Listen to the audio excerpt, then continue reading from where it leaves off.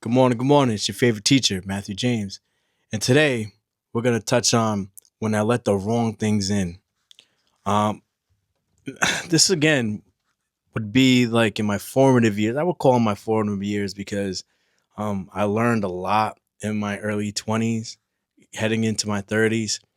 And looking back on it now, I can see why I pushed away from certain people in certain environments because they affected me on how I grew and how my mindset was. I think those things just in a different mindset, it shows where you have cracks and flaws. And when you have cracks and flaws, you tend to look at the room and be like, you know what? Let me take a step back and let me get away from toxic relationships, get away from certain environments that take away your peace. And looking back at it now, I realize that, but at that point in time, I didn't.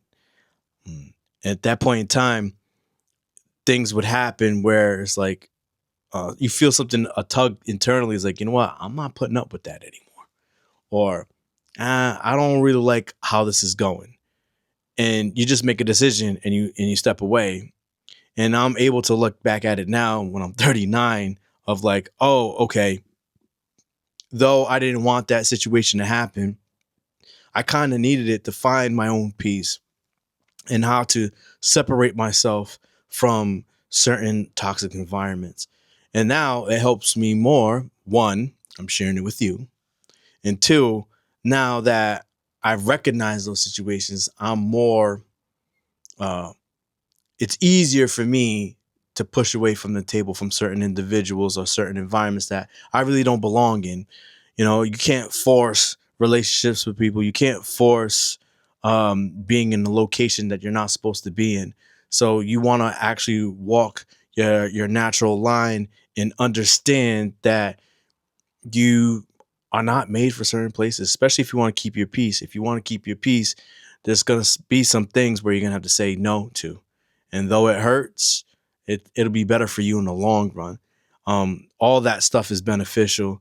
And I hope that you guys can receive this from me now, however old you are, and apply it to your life, because there's nothing better than receiving peace that you can have control over. And when you have your peace, not everyone is supposed to have access to it. And that says nothing about them, but more about you on how you're stewarding yourself. And you need to steward yourself well. And stewarding yourself means just to take care of you. You can't pour into anybody unless you take care of yourself.